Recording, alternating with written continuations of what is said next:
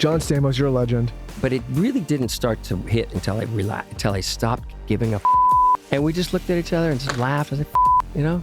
When he passed, what did that do to you personally? Oh, God. Was he jealous that you were like the ladies' man on the show? How do you stay focused when you start to realize, okay, there is some attention here? Give me the tea here. Here's the honest truth. No matter what I did, it was still Uncle Jesse. Here I am, motherfucker. She said, I'm not here to roast Bob Saget. I'm here to John Stamos.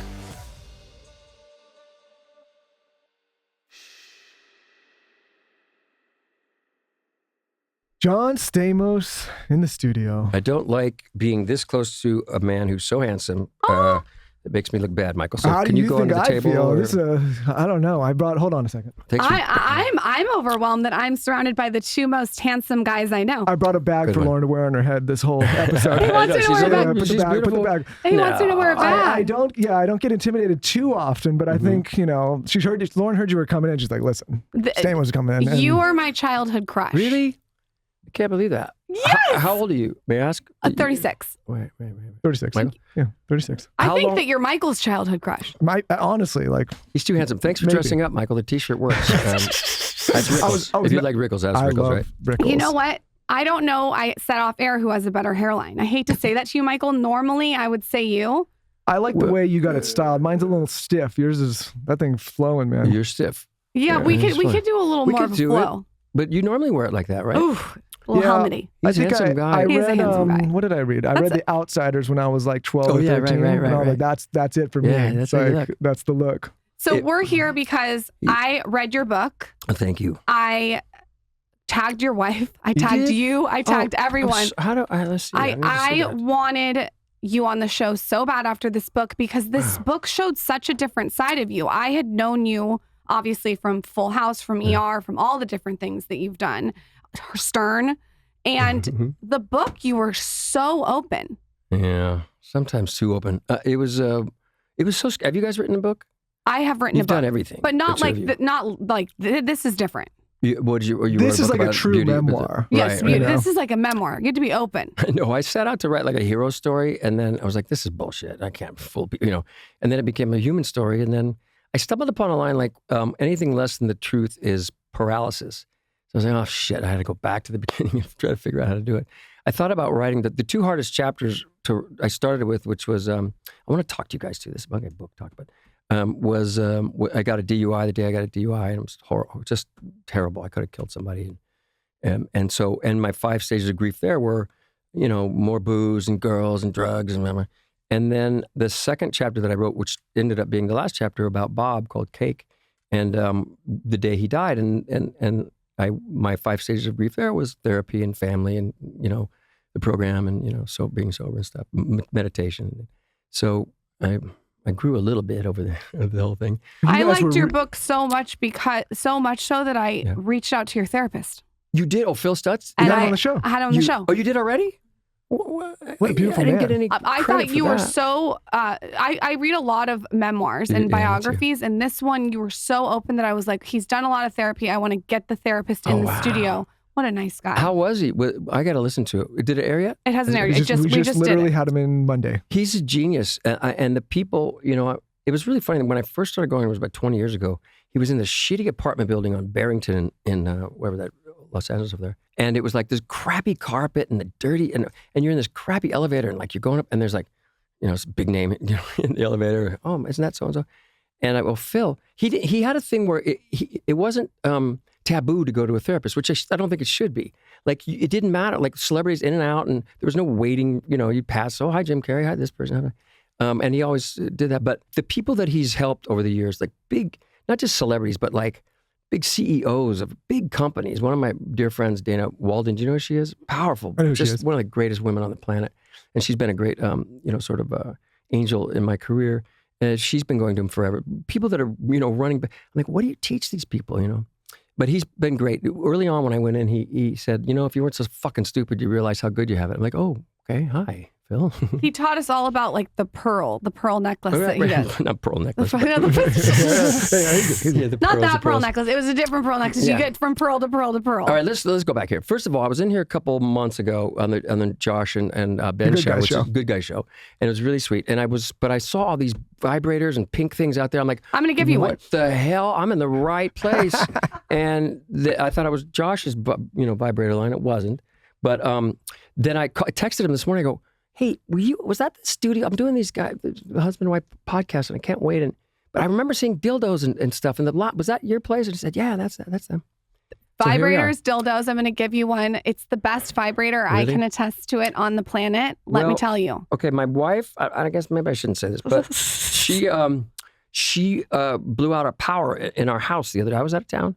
And she had a plug-in one, and it blew the power out of the whole master bedroom area. Well, these ones are cordless. Twice. So this is cordless. I'm going to give a cordless one. It comes in a cute little package. It's rechargeable. Right. It's dainty. It's cute. It's pretty. She's going to love it. You don't have to worry about 220 volts or anything. This is fine. What did you do when she started coming up with these products? I was all for it. I was like, we'll test them out together. Where did you guys meet?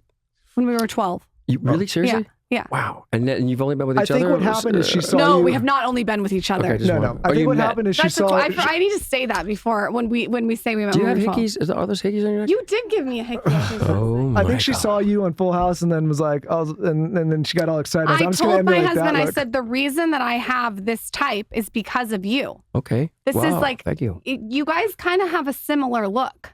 Yeah, I will take it. You're younger, aren't you, Michael? You got to be. I mean, of course you're younger. You guys are similar in age. I'm 72. Wait, no. So where did you grow up in San Diego? San Diego. Oh wow. Yeah, I grew up in Orange County. You know. Where in Orange County? Cypress, this little town called Cypress. And so you guys met in 12. You were 12 years old. 12 years old. And did you like each other then? What happened? Yes, we liked each other at 12. Yeah. Is that right? Mike's son, who's 6. I don't know about how old your kids are. 4 and 2. But my son's only 1.5. Okay, my son has a girlfriend for a couple of years now. I think it's wrong. Your 5.5-year-old? Yeah. And I'm like, stop with the girlfriend stuff. She's very sweet, and the neighbors. Her dad directs The Bachelor and all those shows. Ken Fuchs, and he's a player. You know, he's a player. My wife said she had boyfriends when she was 5 or 6. You have them when you're little. That young? Yeah. So we were in Paris a couple months ago, and we were at the Disneyland there, and we had a guide, and 2 days. And one day, the first guide was, nice, normal French woman, maybe 50. The next day, there was like this 30-year-old hot French girl, and she comes up to the table and goes like, boom, like an ice pipe. And he's such here's his move. He goes, so, I'm like overhearing all this stuff. I'm eating over here. So, what's my favorite color?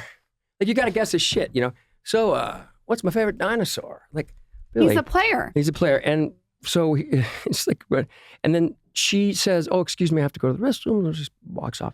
Oh, no. First, he was doing the questions. And then I could overhear him saying, I have this girlfriend. Her name is Bella. And we play down the street. And she's really cool. And her dad does. And then, okay.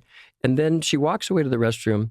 And just as she's out of earshot, I swear to God, he turns to me and goes, why did I tell her I had a girlfriend? Like he had a shot at her. He's charming. I mean, he's your kid. Yeah, but I wasn't like that. I was cute maybe as a kid, and then I got a little dorky during, junior high especially. I talked about being bullied and stuff there. Were you the stud dude at the, no? No, I got bullied. You did? Yeah, I was small. What I was happened? tiny. I was tiny. So when did you guys hook up then? We hooked up at 12. Did you have sex? No? Wait a minute. Close to. I might have given you a blowjob on the tennis 12? courts. 13. Jeez. 13. Is that true? You asked me if I was scared of the one-eyed snake. Is that what the plan? I didn't know what to say. I hope my son doesn't listen to this. He's still asking me this to this day. And her dad caught us in the we've told this story. Her dad caught us in the closet at 12 with all our clothes up. I saw my life flash before my eyes. And I thought, it's worked out. I'm like, look, 2 kids and grandkids. Worked out. Yeah, okay. It's worked out. Do her parents like you? Yeah. Yes. Yeah. Now dad like this. Yes. Yeah. Yeah. What about when you saw the one-eyed snake and the thing? Did you say marry me then? Like right at 12? Oh, he was like, you've been marrying me since I was 12. It's done. Yeah, it was over. What really happened is she showed up to school. She came in at the end of 6th. She came in 6th grade. Okay. She didn't go to the school before, and she was fully developed. And I was had little girlfriends that weren't developed. And I thought she was the substitute teacher. I took one look. I'm like, that's the one. Hot for teacher. And I think You couldn't leave me alone. Yeah, and then But she no. wore this Really? blue sequins dress in the 6th grade play, and I was like, done. Okay. What was the play? The play was Girls Just Want to Have Fun. I don't remember No, that. the song. I never The saw it song on Girls Just Want to Broadway. Have Fun. Right. But Is that what was Cyndi the play? Lauper? Yes. The play was Cyndi Lauper. Were you an actress? Are you an actress? I'm not an actress. Really? No, I'm not an actress. I'm not going to flirt with your wife. I don't care. Oh, please Honestly, flirt with listen, his wife. Oh, I have a wife and a kid. Please, you know. please. Listen, No. it's one of the, you don't get many cracks at If Stamos. you so you would better- have told me Yes. that I would be interviewing John Stamos, Oh, big deal. would not have believed So it. did you guys? So you started dating at 12 or whatever, and then you broke up for a while and dated Long other time. people. Long time. We broke up. We broke up till 21 years old. Yeah, we were. Okay. We went Yeah. off. I went to Went off. other school. She went to other Yeah, school. you went to other schools. Is that what you call it? You went to U of A and fucked the whole school. You have to say Oh it my like God. that? No. You did? That's okay. I went on nice dates, candlelit dinners. Yeah. Okay. Candlelit dinners. Is that what Did you? you? But the candle was in his ass. Yeah, Did you, exactly. did you guys? So, but you got back together at 21? Yeah. Yeah. Okay. I Been got Got it. back ever together. since. How many people did you sleep with, Michael? 2. Yeah. 100? No. 200. No, really? That No. much? No. Yeah. Your dad did tell me 3,000. What? No, not him. Not him. Listen. His dad slept with 3,000. Did you really? Might have My to dad edit was that a out. nut. Is he still alive? Yeah, Yeah. but he's 79. Wow. Can we get him on the phone? Yeah. Call me Who Wood. slept with more, John Stamos or your dad? Your dad. Let's call him. Can we Okay. call him? And my dad's such a wild character because he was older than me when he had me, Yeah. and he was nuts when he was a kid. Yeah. And he was like, I remember being like 12 years old. I was like, listen, when you do cocaine, it's got to be really good cocaine. It's got to be good. He's like, I had this testing kit. I'm like, dude, I've never even seen a beer before, man. Did Like, you- and do I you was like- like, he like got the age confused. He didn't realize like some of that stuff doesn't come till later. Like, you Right. and so he would give me this advice, and it was so. It still is, right? Yeah. Can we call him? Seriously. Text him how What- many women he slept with. He what's told his me name? 3,000. I want to talk Name's to this Gary. guy. He told me 3,000. Right? Okay. You're good with old guys, Wrong aren't number. you? Yeah, You're I good like with old guys. Yeah, good, nice segue. Yeah, I know you are. You're good with old guys. John Rickles. Yeah. You're good with Gary it. Marshall. Yep. My dad, my dad was alive.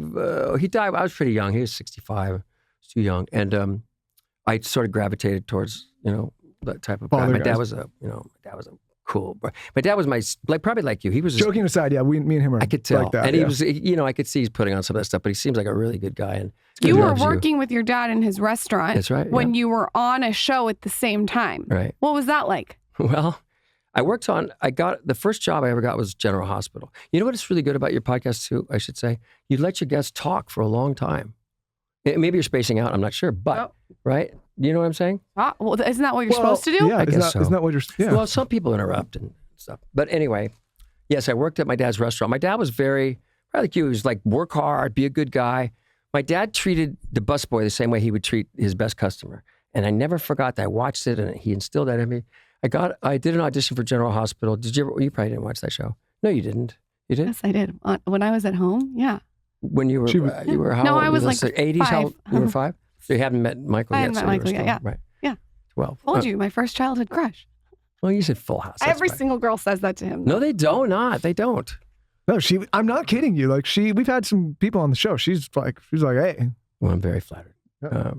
I loved you in Batman, by the way, Michael. Oh, everyone says Everybody that to says us. As long as you say not when you played Dick Cheney. No, you're better looking than him. Oh, take it. I think. I've never seen him. I've never met him. Your dad treated the bus Sorry, boy that's the thing. the same as he treated everyone. Right. He was very much into, discipline and working hard. And so I got on the show. I auditioned. It was the breakdown was a street urchin, a New York street urchin kid, Blackie Parrish, from the street. I'd never even been to New York. I was just 18, I think. And I figured, well, how am I I gotta get I love Travolta. And the first movie set that I ever saw, first television, anything was on the set of Grease. I can tell you that story. But I love Travolta. So I thought, I need a walk. Like I got to get my walk down, and a leather jacket. My mom, I took my mom's a voluminous long leather jacket, which I was going to cut it. She said no.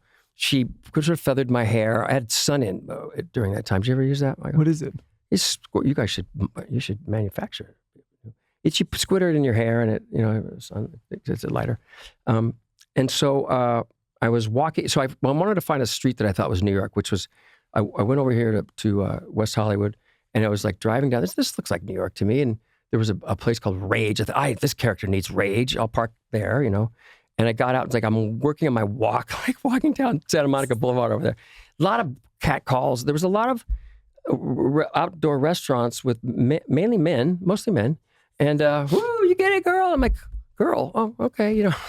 West Hollywood. I was sort of worked through my walk, and it was sort of silly. But then I walked into the audition. Oh, so I thought, I need a bandana, like Chachi on Happy Days. He's a New York guy. He has a bandana. So I was there were a lot of bandana stores on the street.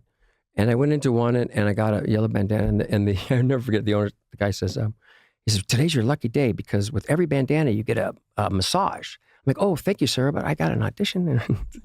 So I took the yellow bandana and I went, and I came into the audition like bashed through, and I'm doing my walk, I'm moving around, and they go, okay, and I'm like, there's two guys, Weber, baseball bats, and stop moving around. What are you doing? We can't even catch you. You don't need to walk. Just stand still and say the lines. Okay. So I start, two guys, Weber, baseball bats in one hand, but stop. I go, what? He says, that yellow bandana, that you like to be peed on? I'm like, what? And it turns out like there's a colors in that community, and yellow was pee on. So that was my first audition, and but I got it, and I remember calling home, and my family was I would call and say, and I said, oh, I got bad news. Oh, I got the role, and my sisters and my mom were screaming, and you could hear my dad in the back going, you can't work on Sundays. Tell him you can't. You're my Sunday guy. And sure enough, like I started the show, and I still worked at my dad's restaurant on Sundays. And then the show aired like just literally like 2 weeks after I started. So I auditioned on a Monday, called back on a Tuesday, worked on a Wednesday, and then 1 week later it started to air. And that show, 35 million people were watching, like with Luke and Laura and all that stuff. But I still worked, and people were starting to come into the restaurant to say, can I have a cheeseburger? Hey, aren't you the guy? Nah, give me I said, Dad, I'm famous. Can I quit? No. And he kept me working there, and I never. When you write something like this, you discover your story and discover, like, and I had questions. I go, why did he? I mean, it was either to keep me humble, which didn't work, or discipline, or it was good for business. And he came down to the set with me. I'll never forget it. And he watched the way I handled people or worked with people. Same way he did. I was talking to the guy pulling the cords. I was talking to the producer. And he said, "You're ready. You're ready." I go, "It's your son. I love you. Be a good man. Be kind. Work your ass off. And good luck." That's an incredible story. Did you know water is good for you, but it's actually not so great for your hair? The calcium in our shower water is amplifying the damage that we all have in our hair from coloring and other salon services. And when I decided to change my hair from blonde to brunette, I obviously picked everyone's favorite, Kerastase. Kerastase is absolutely amazing. So it's this luxury professional hair care line. You all probably recognize it from the nicest, most luxurious salons. And Kerastase has finally come out with the solution for damaged hair, the new Premier Repairing Pre-Shampoo Treatment. Basically, what this did for my hair is it took my hair from like a brittle blonde to a more thicker, more luscious, more shinier brunette. And I noticed it immediately. It's one of those products that you literally will put on your hair, take a shower, get out, blow dry your hair, and notice it right away. So the collection features 6 different products and an in-salon treatment. They all really hit the bases to remove the calcium buildup accumulating in our hair while also repairing it. So we're multitasking over here. If you've tried everything to repair your damaged hair, trust me and try Premier. You can visit Kerastase-USA.com and use code SKINNY15. You get 15% off your purchase. Standard exclusions apply. Offer valid through 5/31/2024. That's SKINNY15 for 15% off your purchase at www.kerastase-USA.com. I was just out of town in New York City and I looked at all my supplements and I really zoned in on what I was actually traveling with. And I've realized one thing that I have traveled with for really the last 4 years is a probiotic. I always take one every morning. I like it with lemon water. And the one that I take is by Just Thrive. The reason that I like this brand in particular is they are all about the research and the effectiveness. So this is one of the only probiotics that actually survives the trip to the gut. The brand has incredible products. If you're on their site, I would also check out the Psychobiotic, which goes in tandem with the probiotic. It's called Just Calm, whereas the probiotic is for your gut. The Just Calm is more for like stress and nerves. If you just want to start with the probiotic, I am obsessed. I tell all my friends and family, Just Thrive is where it's at. It's good for your gut. It's good for your brain. It's good for your hair growth. Probiotics are so important, and I will never go back on this probiotic. This is the one that I give to my kids. I put it in their smoothie. I even like put it in my dog's dog food. If you're ready to take control and live your healthiest life yet, you can get 20% off your first 90-day bottle of Just Calm and Just Thrive probiotic today. Visit justthrivehealth.com and use promo code SKINNY. That's justthrivehealth.com, promo code SKINNY. While you're there, check out their other clinically backed products. Take control today with Just Thrive. This episode is sponsored by BetterHelp. We love this partner because we feel that they are truly making a dent in people's mental health when it comes to improving their mental health and feeling better about themselves and the way they speak to themselves. Lauren and I have become such fans of therapy. We've had way too many high performers come on this show and talk about the benefits they've received from talking to someone, sharing their thoughts, speaking to somebody who's a professional that can help them work through whatever issues, problems, obstacles that they're facing in their own life. I love that you can do this from your own home, from your office, from your bedroom, from your library, wherever you may be. You can do it directly from your phone or computer, wherever you're online. And you can just go to BetterHelp and immediately get paired with a licensed therapist professional. You can switch at any time. It provides so much flexibility for someone that's looking to get into the therapy game.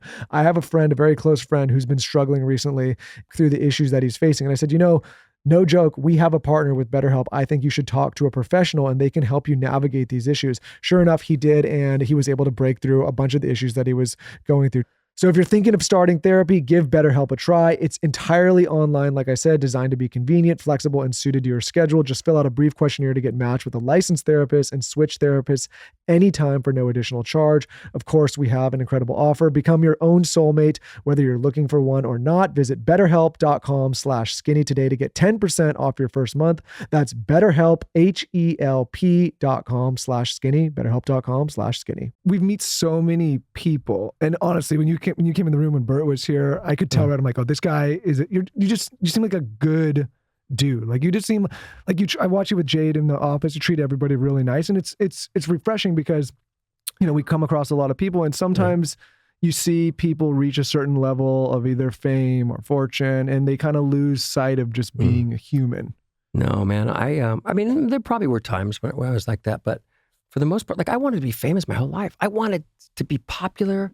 I wanted the girls to like me and stuff. So why would I not like it now? You guys talked, a couple of the episodes that I listened to, you were talking about fame, not you guys as much, but the guests that weren't famous. And they were talking about what it means to be famous. I'm like, you don't know. It was like, if I'm in a restaurant and I'm talking, I don't want people to come up to me. I don't give a shit. I really don't. I mean, if I want to be private and, I'll stay home and people are just, it's always something not like they always come up and say something nice, right?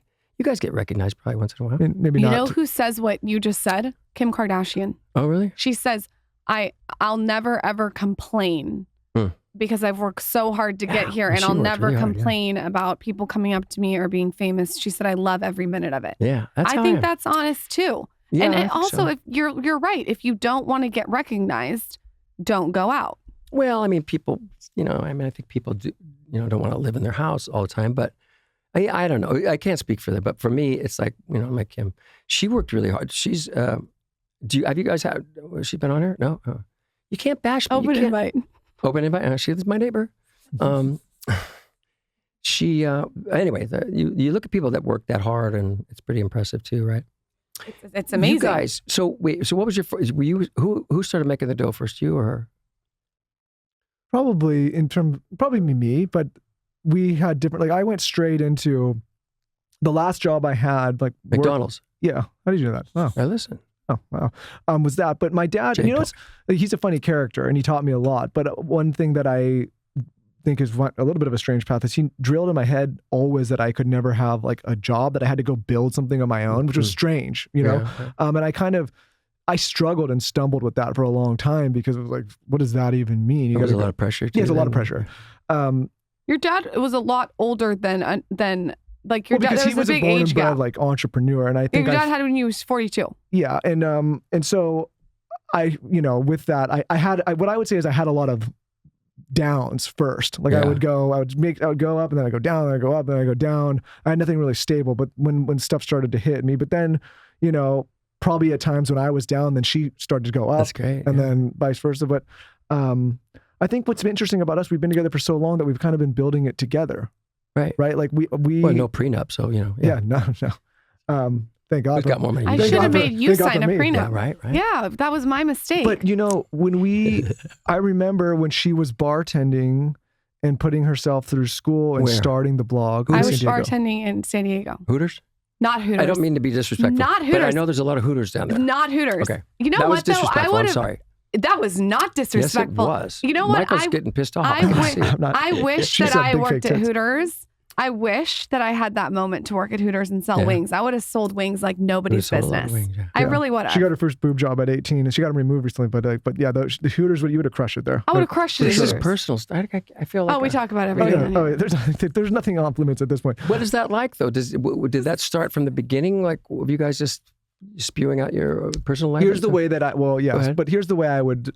Sometimes people wonder, like, oh man, these guys go at each other. Yeah. Imagine, you guys fight a lot? No. But imagine doing something with like your best friend from childhood. And so like, I think some of the stuff that you would rib your 12-year-old. But I don't have sex with I don't think, no. Sorry. But no, I think it's just a dynamic. And I think what I learned is I used to be a lot more private, and then she just started sharing every fucking thing about our life. So I got to get. I'm an oversharer naturally, which is why I liked your book. Yeah, I'm sure. I liked your book because I was like, this is someone who's telling the truth. Yeah, it was hard. And there were times when I was like, I mean, I didn't. Maybe one person, but I didn't bash it. That's not my style to say shitty stuff about people. But I did. But when it got really into the weeds of things, I had to pretend like I was writing about somebody else, like it was me, and they're all two stories. But then I disconnected from it somehow. Why? Because it was too. I couldn't believe first of all, I couldn't believe half of the shit I've done. I just writing a book it just made me so grateful for my life and the people that have been in it. This is really a love letter to all the beautiful people, the Rickles and the Gary Marshall. Certainly my parents. I love my parents so much. My mom, wrote me these little notes. And I hope you guys do something like this for your kids. I already swear on my life I'm going to do this for my son and daughter, the little notes she wrote. Now. We could write something. No. Talk to us about the notes that she wrote you. They're so sweet. She would just write these random notes and give them to us sometimes. Sometimes I wouldn't. She wouldn't. And my sisters, when they asked me to do a book, I was like, no way. I don't have any. I'm not that interesting. I'm not very articulate. It's very, I'm not a writer like this. And then I was a father, so I was trying to think about what it meant to be a father at 92, an older father, father in his 50s. And then Bob died, and I wrote this sort of a tribute to him in the LA Times, and my book agent, I guess, and a couple of publishers saw that, and they said, well, you should write a book. I'm like, no. But I kept saying no, and they said, well, just try. I said, I don't want to try. And then I thought about my mom's letters, and I laid them out, and I got some from my sisters. I was like, okay, well, that's a good roadmap anyway to start with. Here, let me read one of the letters. Dear, and I used her writing, and stuff. So cute. Dear Johnny, do not release your memoir the same day as Britney Spears. Oh. Well, thanks, Mom. You didn't. No, this was interesting. This was the first. This was the first one I put in here. You did release it on the same day as Britney Spears. I didn't choose to. I bought both your memoirs. You did. Oh, you bought hers first. Well, luckily in that world, you could kind of get both of them, right? But the people. I mean. So when I was talking about when I was doing the first chapter and I was getting in my car, fucked up like an idiot, I swear to you, I saw this. I had it framed. This note of hers that says, "Don't ever give the devil a ride because he will end up doing the driving." Shit, I should have listened, huh? When she died, and I talk about losing both of them, and it was really difficult. And when I was at my worst, maybe 2 or 3 weeks after she passed away. I'm crying in her house. I'm trying to start to clean up stuff. And I see this little note. She had this, stationery the last couple of years. And I found it and I looked at it. It says, "Dear son, life is an occasion. Rise to it. Don't be sad because I died. Be happy because I lived. I had a wonderful life." She did that. Yeah. The letters really give your book heart.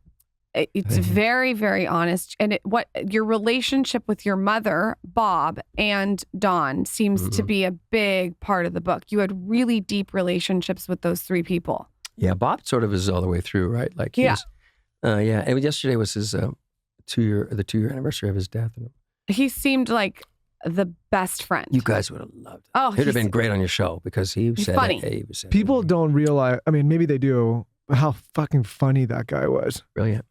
I love, I study these stand-ups. I'm a student of comedy. I would never do it, but I love watching the mechanics of it. You see how these guys, Bert, it was just in here, right? He tells these great stories. They're so fucking funny, but it's timing and words. They're geniuses with the word.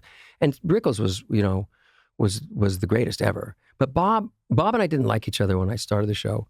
Bob was, I was working with Jack Klugman, who was an old famous actor, and he really mentored me a lot about, certainly about acting and life, really. And so I came in, Jack would make me, they would have a punch-up night a certain day of the week, and he would have all these famous writers come in, Jerry Belson or Harvey Miller, I'm sure you're writing something, but Gary Marshall, that's where I met Gary Marshall. And I would sit in the corner and watch how they would construct a scene and fix jokes and do that. And so I came into Full House with that. And Bob was coming, he's just a comic. He was a junkie for laughs. I mean, he was like a heroin addict. He had to have them. And it didn't matter. He wasn't really getting them on the show in the beginning. So he had to make the crew laugh, which was, fine a little bit at the time, but he was very disruptive. We were talking about it yesterday.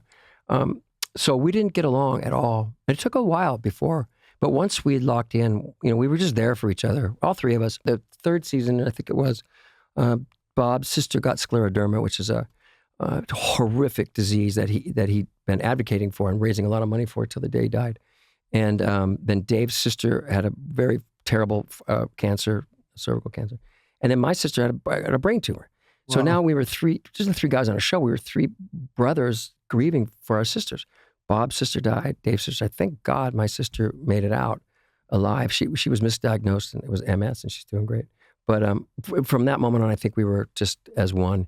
And we've been there for each other for everything, all the highs, all the lows, in between our careers. When he passed, what did that do to you personally? Oh, God. Because it wasn't like he didn't have a cancer or some long-term thing. Like it was just like, I remember it was a Sunday and I got a call from my press agent and he 2 weeks before, this is true, he got a call from TMZ and they said I went down in a plane crash. They had sources that said you did. That I did. A couple of weeks before, Bob said I went down in a plane crash near San Diego. And so Matt, my publicist, immediately called. I didn't answer the phone, but my wife did. And is John okay? She's like, yeah, he's sleeping upstairs. Don't wake him up. He'll be pissed off. So that was bullshit. 2 weeks later, Matt calls again on a Sunday. I said, what's up? Have you talked to Bob today? No, why? How is he? I don't know. I think he's doing a gig in Florida. But you haven't talked to him? No, why? Well, TMZ called and said that he died in Florida. I'm like, well, what sources? The same bullshit? I said, well, I don't know. So I texted him, and he would usually, even if he was on a plane, he would text you back. He would text or call you and say, I'm too busy to talk. I said, why'd you call me then? But he didn't text back. And then I started calling his wife. She didn't answer. Then I got this weird text from Candace. And she said, I got this DM that said from some woman who said her sister's a police officer and she's sorry that Bob died in Florida. I'm like, oh shit. Oh, this is too many, right? So I called her and she read it to me again. And then as I was talking to Candace, Kelly, his wife, called me and she told me. And I was in the parking lot. I was driving my son around to sleep and I was in the parking lot of the Commons up there. And I just hit the cement. I'd never forget it. He was asleep, thank God. I'm like, no. And then I called Lori and she flipped. She did the same thing. She was on a golf course. Grass was probably softer than the pavement. And then Dave, I called. I said, Dave, Bob Saget died. I was like, I don't know why I said his last name, but we were all in such shock. It was shocking. It was like, what the fuck? And it's taken me this amount of time to go like, wait a minute, now he hit his head. Like, what was that about? He was bigger than life. And here's the thing. He always told you, I love you. I care about you. I'm proud of you. Give you the biggest hug. Always. And that's something we should, keep alive for his legacy. He really seemed like a really great friend. He also seemed, when you write about him, that he wanted to be telling, like you said, he told the crew, he wanted to be telling like really disgusting jokes, but he's like America's father. Yeah, right. Yeah. Well, he was always, I guess he was always dirty. So we knew it, But yeah, he was pretty bad. But it was, drove me crazy because I'm in there trying to work a scene and trying to fix why is it funny or why is Michelle saying you got a dude when there's no dude, there's a turtle in the room. Right. It's a turtle. You got a turtle maybe. And Bob would we'd be at that iconic, kitchen table, and he would grab a fork and just start stabbing it. I hate my cock, and just like stab, make a stabbing motion. It was too much. Was he jealous that you were like the ladies' man on the show? Well, I think so. I mean, at his funeral, his first wife, Sherry, came up to him. She was hugging me, and she was like, "Bob loved you so much." I'm like, "Oh." He also hated you. He was so jealous. But, as it turns out that it was interesting because I hadn't watched the show in a long time, and my son was watching it recently. And it was a scene where Danny and Jesse were talking about how they wished they had they were jealous of each other. Like, I was the rock and roll guy, free, and he had a family. And that's how I was with him. I was always, first of all, I was jealous of his comedic timing and the way he could just be so brilliant on stage. And then also he had a family, he had 3 girls, and I was out, I didn't. So that all changed, I think. And then we became just really supportive of each other. That was interesting for me to read, as I thought you were like this, I don't know if player is the right word, but I thought like you were like the bad boy. And in the book, you could tell you were wanting a family. Yes, that's right. I think some of my contemporaries at the time were out, the Playboy Mansion and all that stuff. I didn't do any of that like you, Michael. Was there last night? Well, you couldn't have been a player because you were... No. I think I've been monogamous, but I would imagine that if I was in your shoes... She's coughing when you said monogamous. Yeah. She's choking. She's actually choking. I would imagine... Are you coming back? Maybe she's coming back. That's it. I would imagine if I was in your shoes and there was that amount of female attention, that would be hard to stay focused at times. I swear to God, I wasn't aware of it. Like there was no social media, so we really didn't know how popular you were. Yeah, you weren't getting instant feedback. Yeah, no you go to the DMs. mall or something. No DMs. Yeah. And and I really was. It was always just in high school, in high school.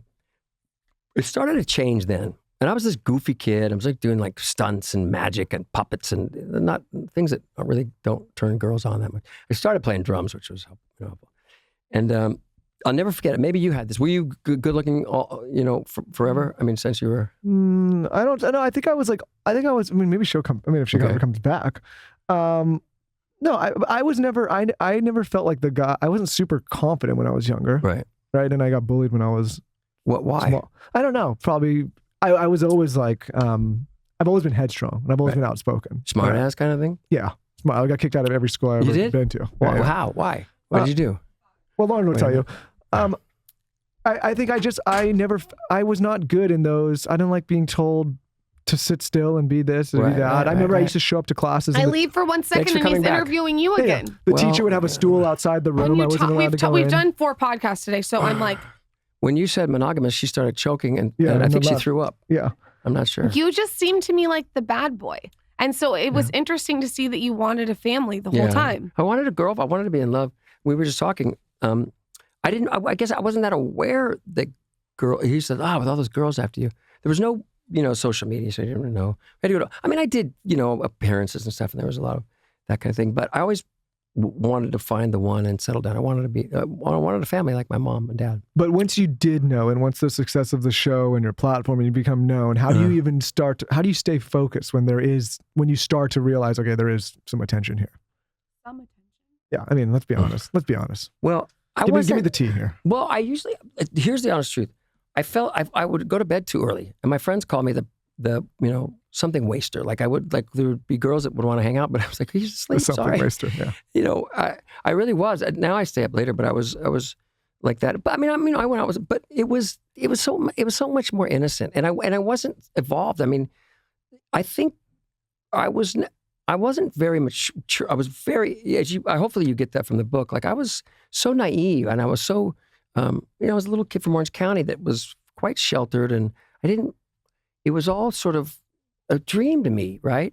And it wasn't sophisticated enough to go, okay, here's my goal, and I can't move that. I just went with what I was given, and where my life was taking me. I didn't overthink it. I wasn't that smart. I wasn't that introspective. Now I am. I think, therapy and growing up, and I never thought I was smart. That was the thing. And I had a girl tell me that I wasn't, and it stuck with me to this day, probably. And interesting. I think it was just one of those things where I just felt I wasn't smart enough to keep up with people, and I just wasn't. I didn't go to college, and I just didn't feel very book smart. And I would drink to be, come off funnier or maybe smarter, but I didn't. And then I wrote this book, and it was like a number 4 bestseller on the New York Times. It's like the Wizard of Oz, right? Like the Scarecrow. I don't have a brain. Well, you have it. You just didn't. Here's your diploma. That's what this is. We had Janice Dickinson in here on Monday as well. Yeah. Why? And Great. we were talking about the same kind of thing. Did we ask her about you? We didn't ask her about you. Should we have asked her about you? No. I don't know. I don't know her. No, anyways, the point is, she was quote unquote like the very first supermodel, and she was saying some of the same things. He knows a couple models. Where like a lot of people, it was like there was such a focus on the looks that like sometimes people didn't take the mind seriously, and there's like a complex that gets developed. And I imagine if you're on a show being told like you're the looks guy, we don't want to hear about the mind type thing. Like that could reinforce some of those. Yeah, maybe. Yeah, I didn't. Yes, but I didn't think it like I didn't think about that kind of stuff. I was like, well, let's make it funny. I was really into acting. I really wanted to be a respected actor, and it's taken a long time just to kind of go, here I am, motherfucker. That's it. And no matter what I did, it was still Uncle Jesse. ER was a great run for me, and some of these things. And I started doing theater, which a lot of people don't know about. I talk about it in here. And the last, I did 4 musicals. I did Annie, The Sun Will Come Out. Just kidding. I do prop comedy. I did the musicals, and then the last show I did was with James Earl Jones, arguably the greatest, living actor of our generation. And Angela Lansbury was in it. It was a 3-hour Gore Vidal political drama. It would be great now. It's called The Best Man on Broadway. And it was, and I did the run, and I became pretty close to James Earl Jones. He called me Little John. I call him Big Daddy. And we'd be at a curtain call, and I was standing next to him at the curtain call, and we'd bend down. Just when he was just out of it, there's some boobies in the 3rd row, like this. I said, James, did you guys hear that? Michael's like, what? Boobies in the 3rd row? Yeah. But on the last day, we worked really hard, and I worked really hard on that show. And the last day, we finished the last show on a Sunday, and we were walking out, and they were sort of, taking the stuff down on the stage. And I said, James, I have to tell you, you've done something for me that no one's ever done. You've legitimized me. I mean, to be on stage with you for 3 hours and to do this kind of material, I think that people completely have a new respect for me and don't see me the way they used to. Yeah, I imagine like at times, even though it was a great platform, maybe it's frustrating to be the Uncle Jesse all the time. Right. And so this was it. This was which I thought was the end of it. Just as I'm saying, thank you for, changing people's perception of me. The stage door opens and, Uncle Jesse, say have mercy. And I'm like, oh my God, like my face, I couldn't look at him. And he was standing there, and I was like, I'm going to scoot out in between someone's legs and run the fuck away from Broadway and be done with it. And just as I was trying to like not look at him, I kind of took a peek, and somebody was holding a phone next to me. Said, James, say, Luke, I am your father. Luke, for my kid. Right. And we just looked at each other and just laughed. I said, fuck it, fuck it. Is what it is. I really haven't, it took me a long time to learn how to act. I think some people know it right away, like your guy from Batman. But they come out of the gate like DiCaprio or Jennifer Lawrence or something, they're great. Some, it takes 25 years, and I think I'm in that category. But it really didn't start to hit until I stopped giving a fuck. You know what I mean? And I confidence. And I stopped drinking like 9 years in June. So that helped a lot too. And I was like, I can go into any room. I can be with anybody. I'll audition. I'll act. I've done so. I have to just have confidence in everything I've done. And you guys were talking about it. It was so true. It's like, I don't give a fuck if I'm embarrassed, if I'm embarrassed myself. Who cares? To who? You're embarrassed? I mean, fuck off. Like, I don't mean to be that shitty, but I just stopped caring. And all of a sudden, this respect came, and people, were giving me great jobs. And I don't know. I think that's part of my success. There is one thing that I will never give up, and that is bread. I love bread. I have to have a slice every single day. I'm just like a bread person. Bread with a lot of butter, bread with jam, bread with Nutella, bread with cream cheese. I'll eat any kind of bread. And there is this brand. It is called Hero Bread, and it's really a hero. So basically it has 0 to 1 grams of net carbs, 0 sugar, and it's high in fiber. So they hit all the points.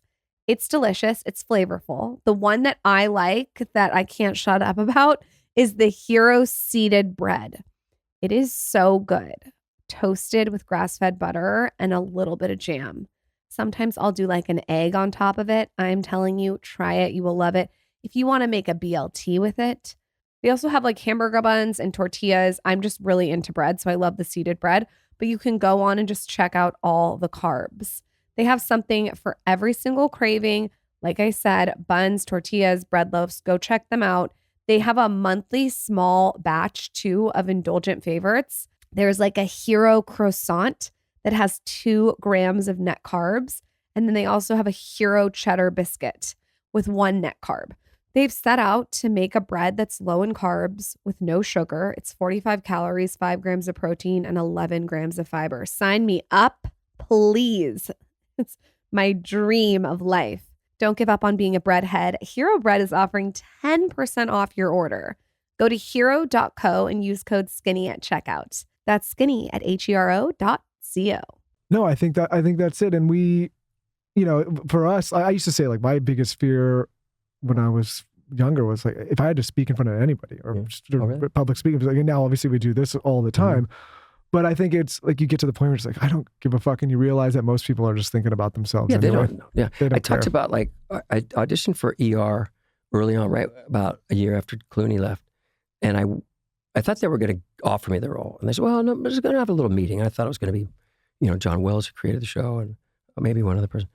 And they said, "Oh, and here are the pages." Pages? What do you mean? Pages? Well, everybody's reading. Everybody. I thought this was my role. And I went in. I was so fucking nervous, and it was the hottest day. I was in the valley, and I was sweating. A black T-shirt. I was dabbing my face in the bathroom. I had toilet. It was just terrible. And I walked in, and I literally barfed and shit and threw. It was awful, and I couldn't even talk. I was like, yeah. And I just, like all these medical jargon, I'm like, oh, fuck. I started sweating more and more. And they're not laughing at anything. Like, no sense of humor. And I was just like, oh my God, I got it. And I just kind of spoke, thank you. We should do a show on hyperhidrosis, sweating. Remember sweating palm? Okay, bye. It was terrible. And I was so embarrassed. John Wells was, my idol. I really wanted to work with him.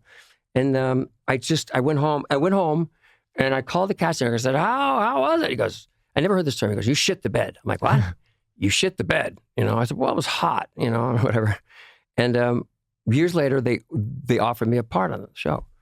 And I was like, oh my God, what do I say? I hadn't seen any of those people, the producers, John Wells. I was so embarrassed. It was just like, it ate me alive. And I'm laying on a gurney with blood all over me, just like the audition. And John Wells comes up, hey, John, welcome to the show. I'm like, oh, hi, John. Listen, about that audition years ago, I was so sorry. He goes, what? I go, remember when I came in and auditioned for you guys? He goes, no. Oh, no. Oh, yeah. I said, oh, I was sweaty. But he goes, don't, look, we were worried that you were too much like Clooney. And as soon as you walked in the room, we all said, oh, we're not going to do this to John.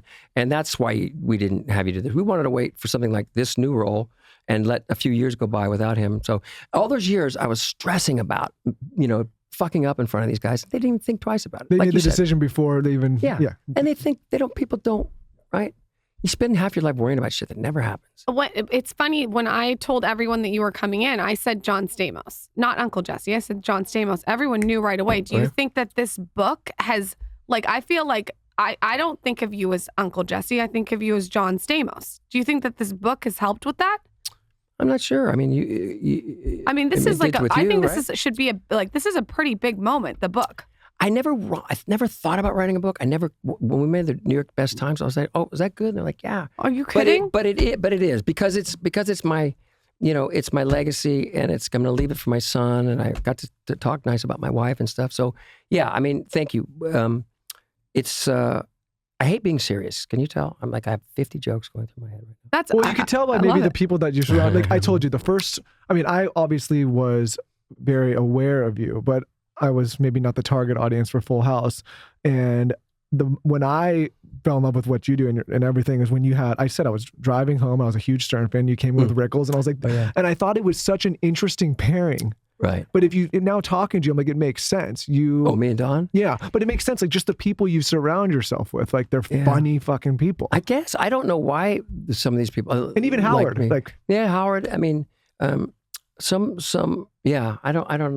I I don't. How do you even come across paths and become that close with someone like Rickles? Well, Rickles Like, was. you know what I mean? Like, if you were mapping two people, you're like, okay, let's see who's going to pair never together. make no Like, sense. yeah. Did you you loved him? Did you I watch loved him? him. I watched. I used to go on YouTube and watch all his old things. I watched when he roasted Reagan. I watched his stand up. I watched his. Remember when he said Emmanuel Lewis was introducing him, Don Rickles, and he walks down the whole thing, and and right before Don went to grab the mic, Emmanuel Lewis says, "Be funny," and the place.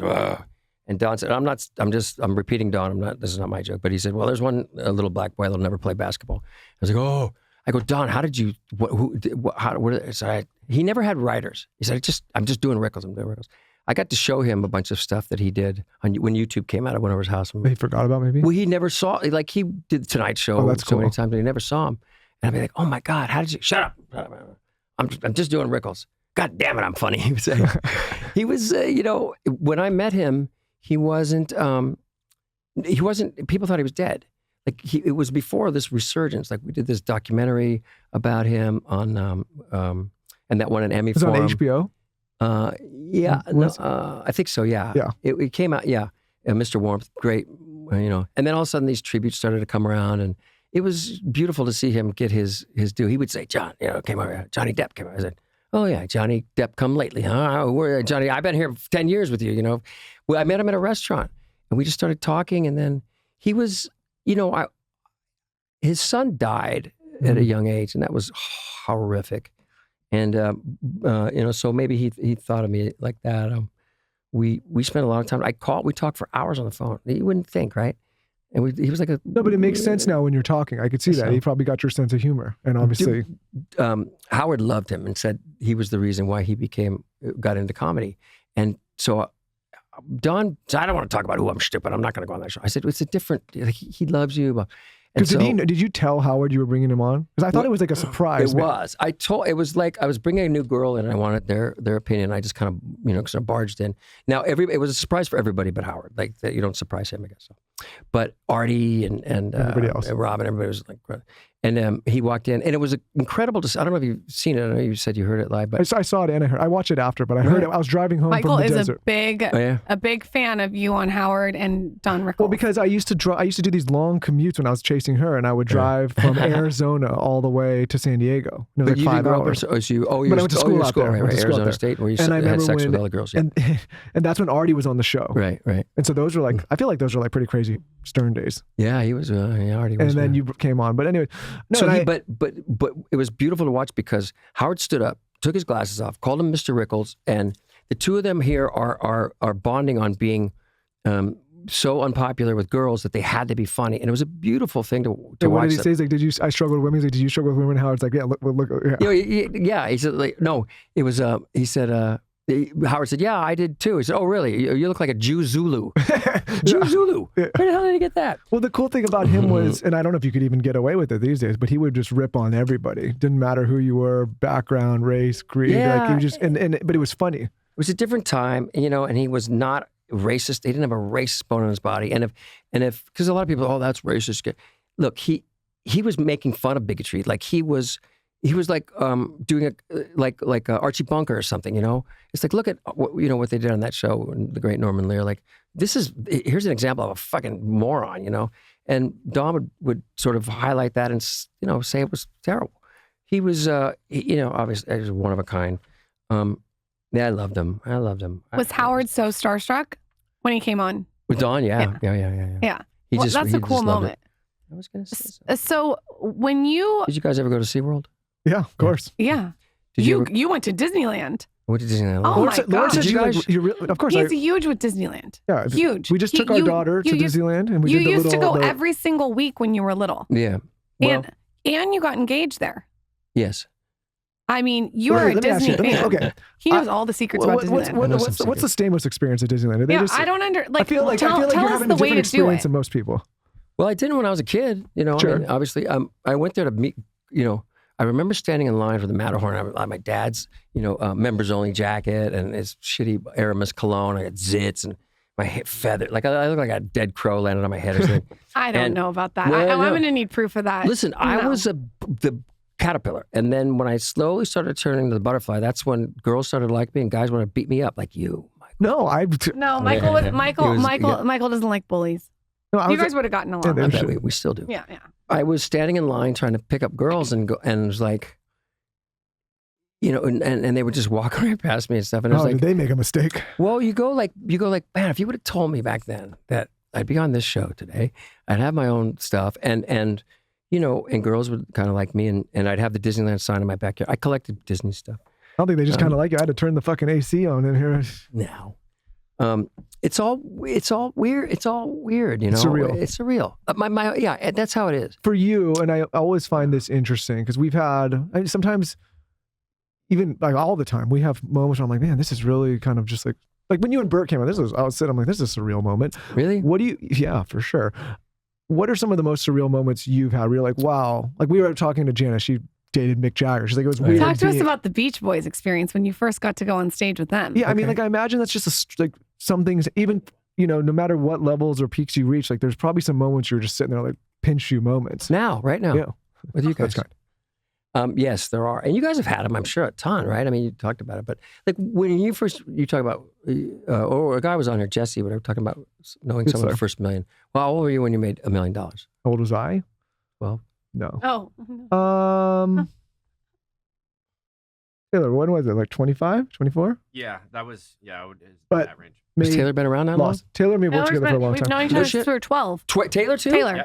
But Oh, wow. We call him Cucumber though, because Shaves my genitals. if you want to know how fast I made Yeah. the first $1 million and then It's like how quickly I lost 2, that's a different did you? story. Yeah. Well, you loaned it to your dad?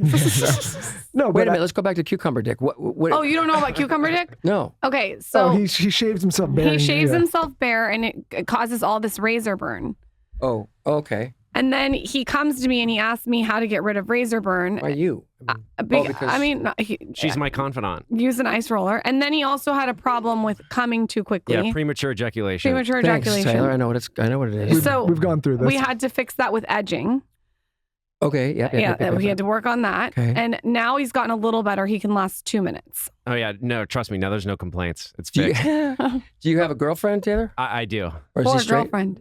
Huh? It's since been corrected though. So that's Since been corrected to what? 3 minutes? That's not long enough either. She hasn't experienced it. But all Michael my just ex-girlfriends got on these vitamins. I need him. Oh my God, they're amazing. No, what Taylor? Can you please look They're up? Andrew Huberman So recommended these we'll vitamins. get back to your millions, but Yeah, we'll just move I want to on. hear. Tell everyone about your vitamins. No, there's Tom got Ollie and Fadoja. Something. like a Anyways, Viagra. They're all natural supplements, but You should get on those, They're Taylor. not like it helps naturally Taylor or boost me? testosterone. okay, I'm in. It's Fadoja agrestis. But Fadoja Well, how does- is anyone supposed to Do you fucking ever- spell that? Do you ever listen Jesus to Andrew Christ. Huberman? Or are you aware of him? Yeah, but Okay. he talks about yeah. Madoja? And it's a supplement. Can you tell me after, Taylor? Yeah. Give me some Anyways. of yours. But Taylor. I'm on it because Say that I tonight. want to. Taylor. Well, among other things, but I wanted to put on more muscle. And Oh, you aren't on it for me. boosts you up. Yeah. Taylor, how do you think of? What do you think of? If you want to last longer, think of. He tried that- everything. everything- The edging worked. You basically go. Is all your the way mic to on? Your mic climax. better be It is. on. You go Okay. all the way to climax, but you don't release. So basically, like once you do that, you build up to that point to where you're like, okay. I've had mistakes. well, there's a big piece of glass behind it as well. There's been times where I've gotten too close to the edge and then just bursted, but Right. Yeah. it's all Did Did about your trial mother and listen to error. the show, Taylor? No, she No, does not. thank Okay, God. good. She does not listen to the I show. didn't know it was this. But he that's great. told a story about edging with this one girl who did listen to the show unbeknownst to him, and that ended. Oh, it ruined everything. It ruined the He relationship. told Really the ruined story everything. on the air about edging. Because with I her. went to her, I had edged for like a month straight, and then I went over to her house. Oh, you never had an orgasm for a month? For a month, and then she started to like get down, like go down, and I was like, hold on, and I literally like put my, like threw my shirt under. I was like, I gotta go to the bathroom really quick, and I was like busting my load all over my belly. That's good. Yeah, Good to she know. was Taylor, excited. get off the mic. Yeah, there's no Just And get now out he of jacks off 3 times a day. Really? I don't know where he does it, but Yeah. I'm sorry, This John. is your this studio. This is a lot of So you information made for you. is he super Transition. inspiring? Like how he Michael? he's a hardworking bastard, right? And yeah. he's a hardworking bastard. Do You you- are a hardworking bastard. Do you look at him and go, I mean, you're more successful, but I mean, do you look at him and go, wow, this guy is my man, right? It depends on the No, she day. busts my balls and Really? grinds I like them to down. bust his You balls. should edge his balls. I don't know I do what edge that his means. balls. I do all kinds of things to his balls. How many times a I've week? had enough of his How balls. often do you guys have sex? And you probably talk about it. We're doing good right a now. lot. Yeah? We're doing We good. did- we- We're doing good. With marriage, as you know, it ebbs and flows. We got some good one in last night. Yeah. Well, that's because you're Tom Young, whatever the fuck. Oh, really? Was it Jesus amazing? Christ. Every got single the- guy needs to be. I don't care. It's not like it's not a testosterone replacement. It's a vitamin. Every single guy needs to be on this. You should have them in the candy jars. You should have them in the candy jars next to the vibrators. Grab a vibrator The for office is going to turn into a a girl whole- during sex. Right. Grab a Tom Yum, whatever. It'll Tom Yum, up yeah. everything. That's all Okay, I need is a I'm bunch in. of And then charged Bert up men just running told around. us a story about how Leanne licked his nipple, and it was the best orgasm he's ever had. So tonight, Michael's going to get his nipple licked. Ugh, Are they did- pierced, Michael? No, they're Probably. not. He No, looks they're- like a pierced. only nipple. 3-on-1. What's that? What? Are you pierced down there? no, no. Why did no. you say what? No, what? Taylor looks pierced, but it's just razor burn. Oh, Taylor. Right. When I was doing Little Mermaid live on, I was playing the chef, and for some reason, No big deal. When I was doing the Little Mermaid live, Look. that's my other favorite. Yes. Who's little? The Everyone. range of this show, we go Wait, from when you were edging to Little doing Mermaid Little Live. Mermaid live, yes. he's. I mean, no, I don't. Well, you're gonna sing forever too. Do it. It's Do too it. embarrassing. You will do it. I'm not leaving you without it. fin. You'll do it before we leave. Don't you sing on every show? But I was doing the thing, I did it at the Hollywood Bowl. I mean, yes, it's insane. I can't believe I'm saying half this stuff. The I'm Little telling Mermaid is insane. But I played the chef, like, les poissons. And I didn't know how I was going to do it. And I thought, I'm going to just play this guy fucking batshit crazy, And I did. And at the end of the thing, it's because I'm throwing flour and I was doing all this stuff. And at the end, they shoot this big ball of flour at my face. And the character's Prince Philip, right, is the young guy in the show. But I had this joke, and they said, "Oh, do it live." And I said, it hits me. I go, "Man, I should have played Prince Albert live on ABC." Prince Albert is a piercing down there, right, Michael? Like you have. Show the people at home. No? How come you weren't Eric? Because I'm old. Because Eric was like a young. He should be Eric. Is that what I said? Prince Eric. But I said Prince Albert, which is the piercing down Yes, there. But yeah. you should have played Prince Eric. No, well, that was a younger. Of all your gigs you've ever done, what is your favorite? That's a good question. I love doing cabaret on Really? You could tell that was your favorite. Oh man, I loved it. That looked creative. That's Look your at this, favorite Michael. of Look what it everything. looked like. Well, I got to here. Let me show you. You know what? I was going to show. Is that like burlesque? Cabaret? It's a movie at what it about Nazis and Jews. It being, was controversial, right? Well, it was a movie first with Liza Minnelli. Wow. Yeah, it's like a Welcome. totally out of the box. That was your favorite of everything. But do you think Yeah. it's just because it stretched you the most, or just like made you? Well, it was not long after, like doing theater was. I'm not really a great singer. I'm not a really great dancer. But like you guys talk about on the show, like I just worked really hard. I worked 10, 12 hours a day, and I always thought, well, if I do that, I can do anything. You just outwork everybody. And I did. The first show I did was How to Succeed in Business Without Really Trying. I replaced Matthew Broderick. Like, what the fuck was I thinking?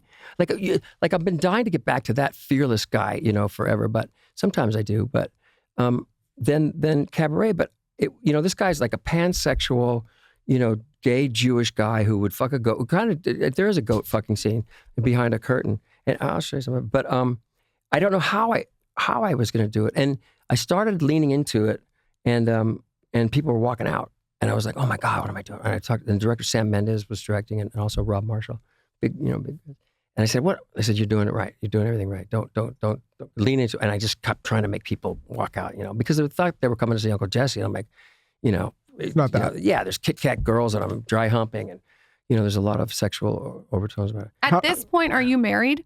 I was married to Rebecca. You're married to Rebecca. Mhm. You know what's interesting is everyone in the press tried to make it seem like you were, and you mentioned this in one of your things on Instagram, that you were saying, I don't want to say mean things, that you were like saying things that weren't nice about her, but you actually were very self-aware of yourself and took accountability of yourself. Yeah. They didn't really, I feel like they just pulled a snippet. What do they call it? Like clickbait. They just pulled pulled a clickbait. He thought it was this and that. You were really lovely and self-aware on your own end and took full accountability for your doing in the marriage. Yeah, it was hard because I thought it was all her, and she ruined my life, and I ruined my dreams of having a wife and a kid. We always talked about having children, and that sort of faded. I let myself get sort of lost in that relationship, and a lot of partying, and it was it just got too much. She could handle it, I couldn't, but it was a time where I thought, I've done enough. I'm gonna just prop her up, and it was beautiful to watch her become successful. And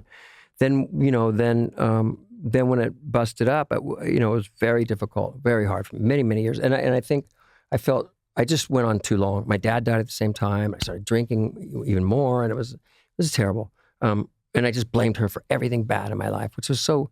And then when I went to rehab, you're doing the steps, and one of the steps is the fourth step is like you write down all your resentments and in one column. So easy. Write down, what people have done to you. She did this. She did. I'm feeling the pain, and the sponsor said, "You done?" I was like, "No, give me another pencil." Writing. And he said, "Okay, good." He said, "Now, in the next column, write down what part you played in all that." I said, "Get the fight and pain." Because even if it's 5%, 2%, just write it.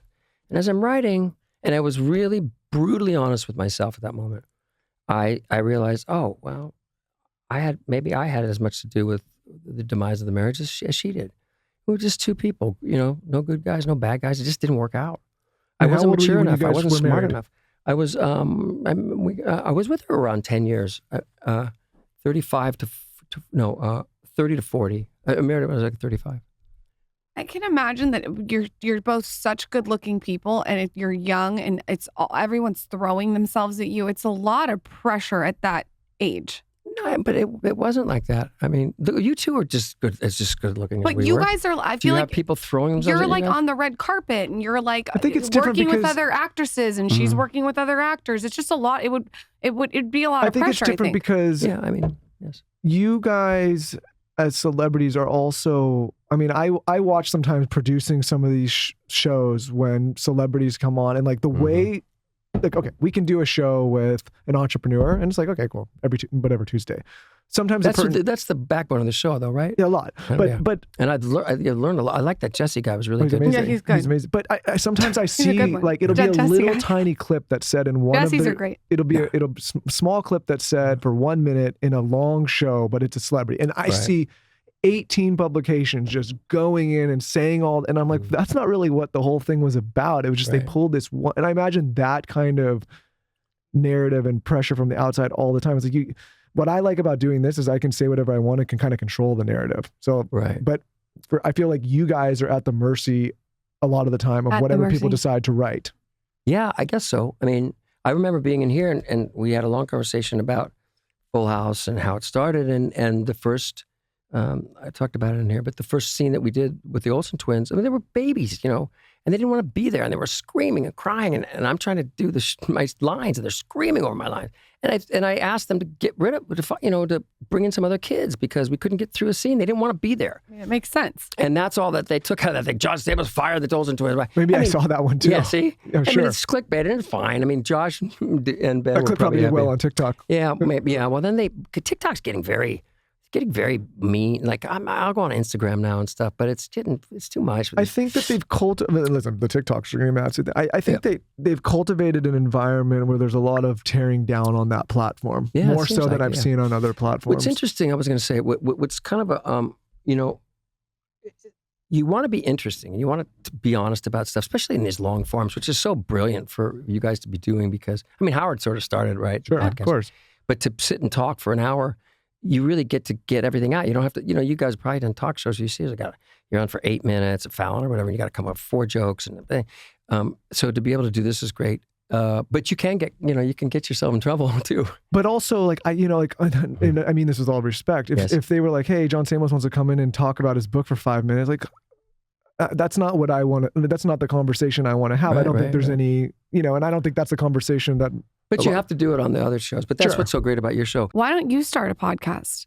If you would have told me, by John Stamos. I like to ask questions. I like to. You'd be good on a mic. You're good on a mic. I feel like I could just sit back and you could just take over right now. Yeah, just like I know. Maybe once a month you come in and host the show. Do a co-host thing. Yeah. You guys should do a co-host on your hair. Yeah. Would anybody even know that they switched Michael with him because they both look? I can split my hair back like that. I'm sure you can.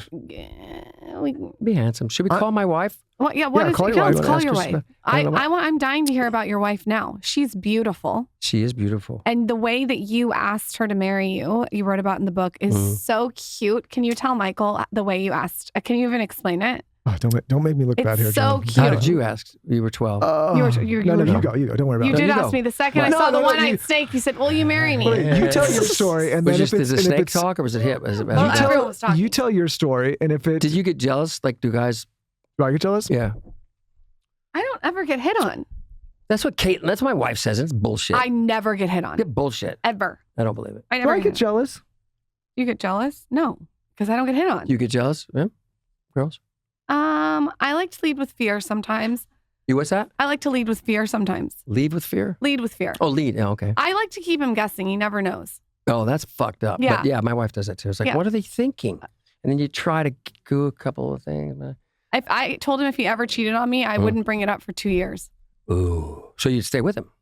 Yep. And I would collect data. Yeah, but who knows what happens at the end of that 2 years? Would you? Collect. Right. I'm not one of those girls that would call and freak out. I would just sit and Slowly? watch. Slow. No, you know what? I Is don't that think I don't think we get jealous. I think we don't get jealous in a relationship. I mean I think the reason being is like, sure, I've seen let's get bullshit. Guys hit on you. No, they don't. They really don't hit on me. I'm not but I'm trying not to get a little compliment. They bulldog. don't. Like I look at it as like, of course they're gonna like what kind of Let me put it this way: I wouldn't want to be with someone that's everyone nobody would hit on. You know what I mean? Of course, yeah. Nobody hits on What me. about flirt? Like if you saw her flirting with somebody? No, would he that- doesn't care. They don't care. Yeah, okay, good. You're confident. That's good. He's quietly confident. You're good. I mean, listen. Here's the way I really feel. It's like any other guy you take it. Good luck, buddy. You know, this is How long? How this many is years not have you guys easy. been together? A lot. 10 years. 17 we've been 10 together. years. Yeah. 17. 16. Well, I don't know the exact. 16, but we've A known long each other for a long time. Yeah. Yeah, a long time. So Tell us about. I want to tell Let's you. go back to Rickles for just one second. I Can we? guess go back to you can go Rickles. wherever Yeah, you we can because go I wherever wanted to you show want. you something. He, like you said, he would just take everybody out. By the way, him and his wife were so cute. The way that you wrote about John, them. yeah, Barbara. They We were yeah, together for what, 60 years? long time. And you would say to either of them separately, you go, how you doing? They said, we're good. It's always we're good or we're not good, It's cute. It's For so anybody that's beautiful. young listening, Yeah, they you don't have care. you have to go look up Don Rickles and go watch some of his comedy. You could probably pull your appearance with him on Howard Stern on YouTube too. I'm sure. It I'm is sure there, it's on there. I might do I got to ask you some advice, both of you guys. But I might do a podcast about Dawn. They were asking me to do that. I might do that. Maybe can we do it here? 100% Yes, you did here. of course you can do it. Oh, it's for someone else. I think the girls might lose it though if John no, Stamos there are- comes on the mic they're every not single even- week. I don't know Um, what that would do. You might need to resurrect DR and We have to put some resurrect. floor mats out for all the squirts. Oh, Jesus, fuck, Taylor. Taylor, We already have floor mats for you. is he? Well, he spices up the show, right? Oh, he He spices does up the. You something. could How call much it that. does he make more money than her? I pay him. I pay him with. Ariel makes more. Good. Okay. Just kidding. By the way, and I talk about it in there. My dad was so. I grew up with my mom and two sisters, and my dad was so respectful to. I mean, no means no, and I really watched the way he treated my mom and my sisters. He thought, my mom was a housewife. That's what she wanted to do, and he never held it over her head. He never said, I make the money. I don't. In fact, he said that her job was harder. It is And- harder. right? Sorry to everyone. Being a stay-at-home mom is hard. And It's not a joke. right. And Listen, we just had our 2 kids over the holidays, hard. and I was like, "Oh God, In a hotel room, it's hard. it's hard." Where'd It's It's you hard. guys go? It's hard. We went to San Santa Barbara for a Diego little and bit, Santa Barbara. and San It's Diego. hard. Do you guys live in Austin? Is that? Yeah, we live you in do? Austin. Yeah. And you just come out and do some shows once in a We while? come out and get all the We good started juice. this. We started in this out here. Mhm. and LA then- with Taylor as our producer. And this is your Dear Media is your whole thing, huh? Well, I guess it's like everybody's thing When now, did but you- we started. But Yeah. you own it and you make the money. Did you it's not her, it's not Taylor's thing, that's for sure. Did you how long ago did you start this? 2018. And you saw the podcasts were all the rage and We started podcasting We were at 2016. podcast 1. Yeah, we were in another studio, and we felt like there was maybe a gap in the way they were doing things. And just, so you figured we're gonna do it on our own. who runs all these businesses that you guys have? We do. Do you? Yeah. And do Like you, Skinny Confidential? Mhm, Me. that's yours. This is mine. and This you is started his. that This with is a his. job. You had a What I sell people I is had a like blog. TMJ. this or is something, kind right? of TMJ? honestly. Oh, TMJ. Yeah. No, I had my jaw broken. Oh gosh. Yeah. It wasn't fun. This is How kind of How was like it? They just broke my entire jaw. They had to put it back into place. why? Oh, because you're biting on it? It was crooked. My bite was off. And sleep so, was bad. but Was it because listen, of him or no? Yeah, it was because of him. It's so. Right. But I had to one-eyed- stretch it so yeah, much. yeah. Yeah, the one-eyed snake. I wish. That's why.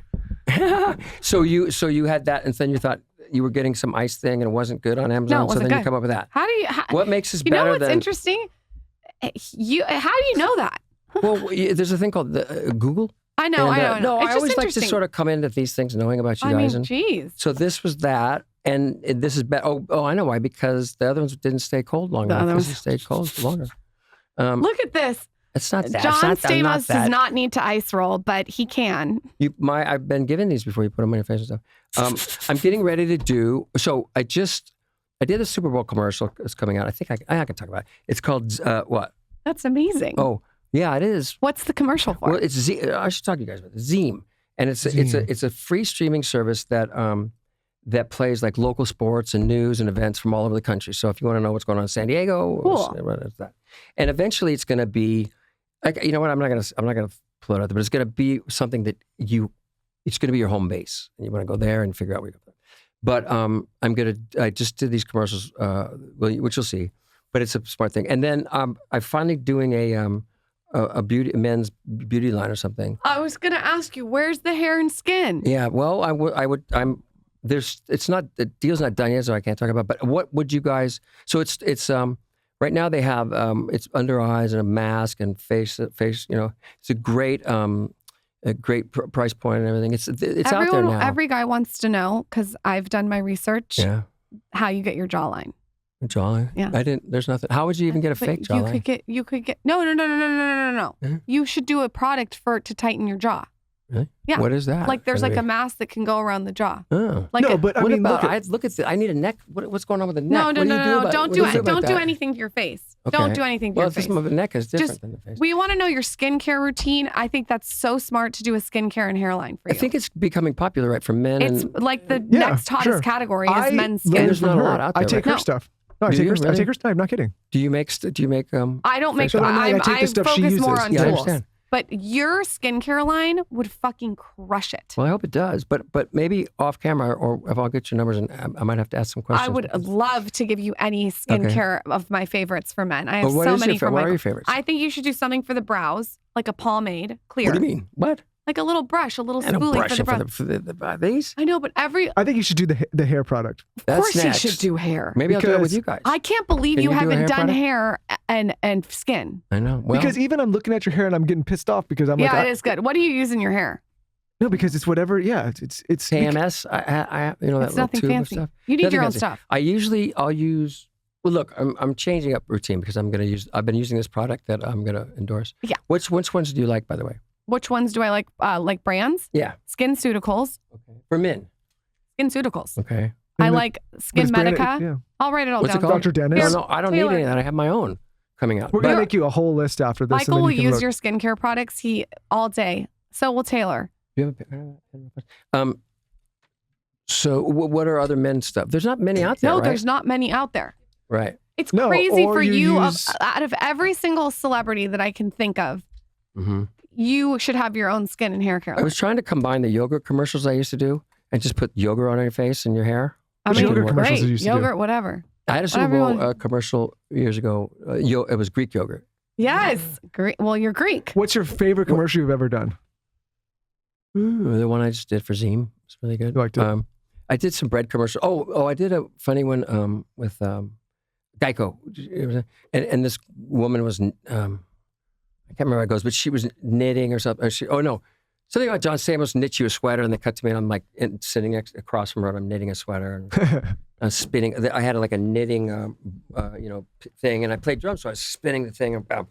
And Taylor Hawkins lived down the street from me. It was great. You know, the drummer from the Foo Fighters. And he sent this video. He's like, I should have got that, man. You were more handsome than me, but I'm a stick spinner, and you're so sweet. So many people dying. I fucking hate it. Yeah, he just passed recently, right? Yeah, not long after Bob. Ugh.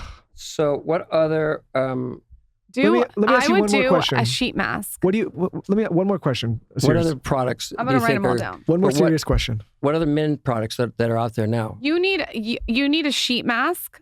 You need eye pads. I do those. You need we have a that. hair mask. You need a hair gel. The hair gel would sell out. Yeah. You need there's so many like product. I feel like don't start with too many. Just start with your 4 core.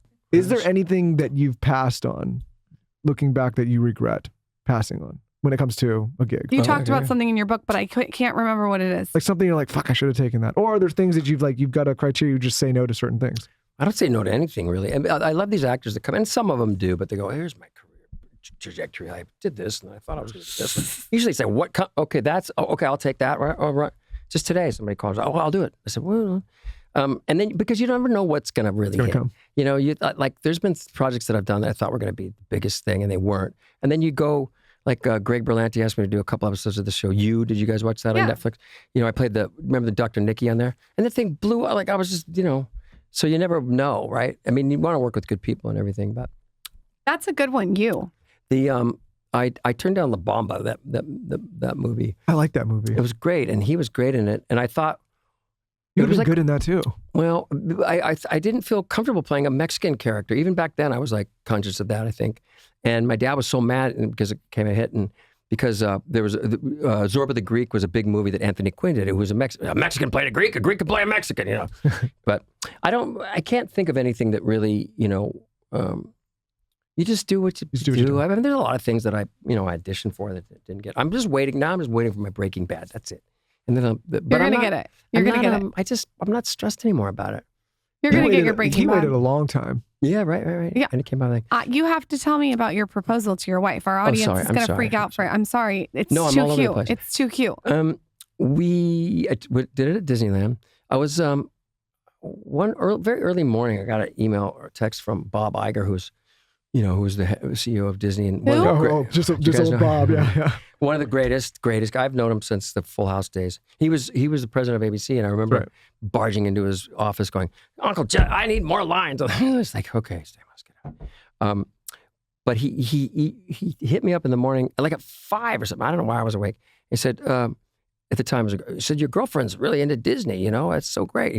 I follow her on Instagram. Like, don't you have anything better to do at this time of the morning than talk about, And I said, well, I'm thinking about proposing to her.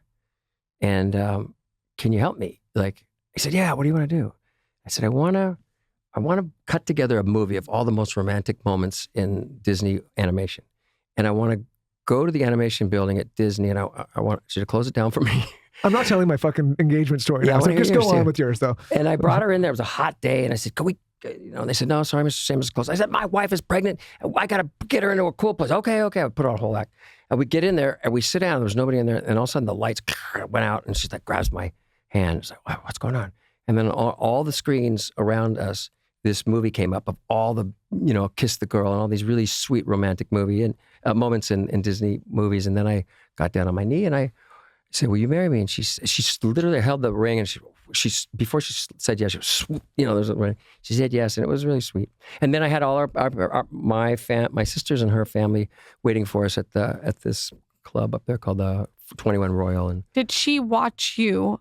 On she fucking hate. No, she didn't hates. watch any of it. Every boyfriend that is now That's pretty listening cool. is a girlfriend that's listening is screwed. What do you got? What did you do? No. We're not going to what I did. Concrete. No, yours was sweet. Let Yeah, me just say concrete. this: it didn't involve calling Bob Iger and shutting Disneyland down. Well, That's, wait, we were talking about. I want to know how being a father has changed you. Oh, but wait, just go back 1 second. What did you say before that? I said his proposal. His proposal. His Okay. proposal was cute and sweet. It wasn't Disneyland. No, It it wasn't was in one bedroom apartment and just the two of us. Yeah, That's that's okay. It was beautiful. sweet. It was sweet. That's beautiful. It was very sweet. Wait, we were talking about something. I don't know. If you would have told me. Oh, you said that your wife had never watched. Oh, that's what Yes. we're talking about. Yeah. I met, and our first date was to Disney World. I was doing an episode of SVU Law and Order. And, hi, Jade. It was time to go? Is it? No, we're moving the camera just a tad bit. Sure. Oh, should I get, it's a camera. Bro, you can leave it there, Jade, right there. Perfect. We're 40 flopping years all over the place. I know. We should have been. So I was doing this guest spot. I was playing this character. Do you guys ever watch that show, SVU, Law and Order? Yeah. Sure. Yeah. I played this character, and my agent called me and said, yeah, they're right. They wrote this great character for you. It's really good. I said, what is it? You're a serial, you have sex with all these women and you have 47 children and you have, I'm like, why did they think of me for that? He was like a guy who he was so egotistical, he wanted to spread his progeny all over the place. So he was tricking girls into getting pregnant and poking holes in condoms and stuff. Did you see that one? You look like you've seen it or you've done it. Maybe No? it's a true story. Yes, I'm playing you. And Caitlin was one of the girls, and I saw her, and I was like, oh my God, I'm mad, I'm in love with this girl. And I was so afraid to talk to her, and I finally kind of sort of talked to her at lunch. She was only there one day, and then I walked into the makeup room. I was like, okay, I'm going to go up and I'm going to ask her out. I walk up, and she's like, and then we're getting married right over here. We're at Chelsea Pier, right over there, Chelsea. I'm like, you're getting married? She goes, yeah. I go, don't. And like, what an asshole I am, And she goes, oh, okay, all But we started talking about like theater and Disney and stuff like that. So she thought I was gay, which, whatever. So we started texting. Oh no, I pulled a great move. Let's take a picture together. I took a picture. I go, you want me to send it to you? She goes, yeah. What's the number? And so we started texting for a while. She was engaged, right? John Stamos. And John Stamos got the moves. You know. She was. Well, here's the deal. So the character had like, they finally rounded up all the women and all the kids, and they all came into the precinct thing, and they're like, you've fathered 47 children. And he said, well, you haven't checked Europe. There's another 32 over there, and another real nutter, right? And so, and with Caitlin, I was in the bathroom, like poking a hole in a condom, my reading glasses like a dope, and I'm like this, and I'm on the show, the character, and then Ice-T and what's his name come bang on the door, and he's in there, and they kicked the door down, and come with me, and so I eventually got her pregnant. Not in real life. In the show. In real life, I did 7. No. It took me 7 years. She was engaged. They got married, and then they actually went through. They went through. Yeah, we texted a little bit, and it was wrong. I mean, it wasn't anything. Disrespectful. It was just like, I'm getting married. Okay, good luck. And then 7 years later, I walk into the set of Fuller House, and I was, I walked on the stage, and I saw her in the stands. I'm like, no way. And she was with a guy. And I thought, oh, God, I must be stalking. She says, don't flatter yourself. My friend is on the show this week, and I came to see her. I was, oh, okay. This must be your husband? She goes, no, I got divorced. This is a new boyfriend. I'm like, I could deal with a boyfriend. And then I started stalking her on Instagram. And then it was like like Willy Wonka, like he was trying to get that golden ticket, and he kept going. And there's pictures of the boyfriend. And then one day there was pictures with no boyfriend. And I was like, she kind of scrubbed them. I'm like, okay. Yeah. And we started talking, and she said, I want to travel. I said, all right, let's go to Disney World. She loved Disney. We did Disney World. Now I'm walking around Epcot, and I have a hat and glasses, and nobody's recognizing me. I'm like, what the fuck? I'm going to take my glasses off. I took my glasses off. I'm trying to look at, eye contact with her. Still nothing. And my hair, I got famous hair. I got to take off my hat. Took the hat off, and, can I have, give mercy to the, and she goes, what are you doing? I go, nothing. She goes, you're Epcotting. Stop it. It was like peacocking, but Epcot, because we were in Epcot. So she calls it Epcotting. She goes, that's not impressive, man. And that's when I knew, she's the one. I mean, she called me out of my shit so fucking fast. You guys all love women that call you out on your shit. See, I want you to come on my TikTok. I asked Ariel and give 3 tips for women. The way to get the guy is to just not take their shit and to call them out on their shit. Yeah. You've had a lot of girls throw themselves at you, I'm sure. The one that you marry is the one that won't take your shit. That's how this happened. Yeah. How it works. It's so easy. She never watched Full House. Yeah. How it works. And she didn't watch Full House, so she was underwhelmed. No. She didn't give a shit. She still doesn't give a fuck about it. She, I'll do the weird. She liked You. She said, that's the best thing you've ever done. I think. Not You, but I mean the TV show. Oh. Sorry. She likes You too. That was cruel. I didn't mean that as a joke, honestly. Look at how successful you guys are. Vibrators and things. When did you... I thought you meant me. Did you start this... You started my God. Dear Media You're first, funny. and then she started with the products? It's been like a little bit of like a... Egg It's been like a little bit of No, like he doesn't get to change the interview on us. I want to know how know it's about been to us. have your son. Oh my God, it's the greatest. Isn't it good? Yeah. Yeah. You were talking about Don earlier. You said he just laid out everybody, and he did. And here he is at my 50th birthday party. Oh my God. And I just thought, intel. I said, this is going to be he's just and everybody was ripping on. Jeff Ross was there and all these people. And everybody spoke. Bob hosted it, which was great. And here's Don. And I thought he was just going to kill me. My birthday, he should. When did you start marketing this? Where did you start it on here? I started my blog 13 years ago. It's been a long time. But the product? The product probably 2.5 years ago.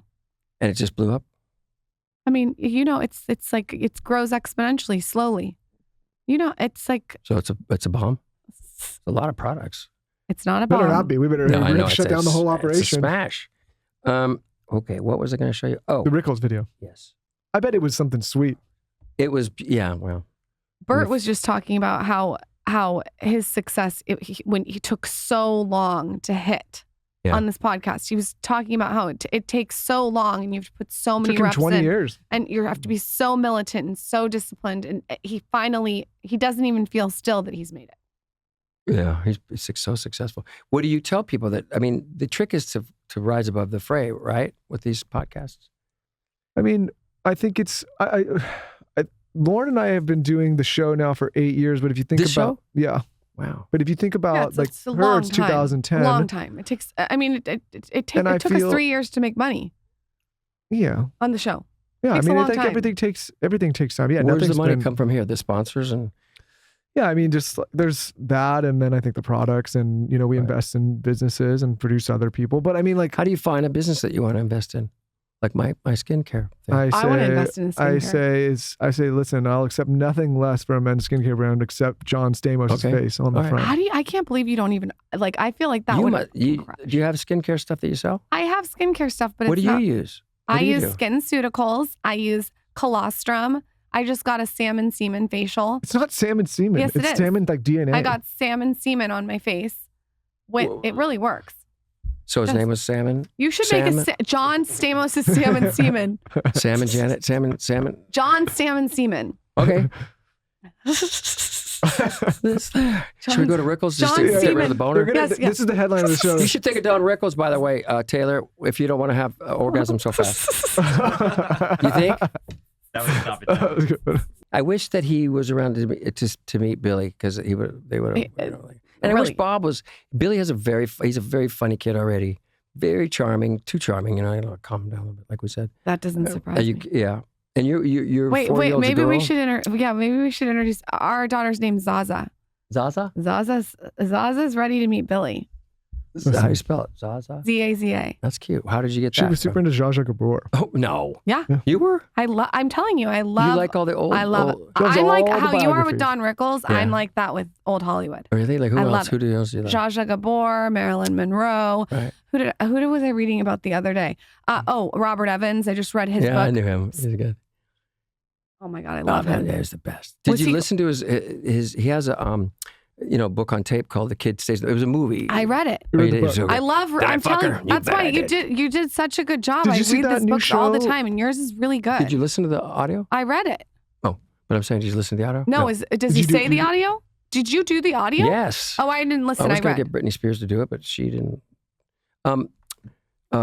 He was great. I just love those old guys, and I paid it like with Don when I first met him. Like I just paid attention to him. Yeah.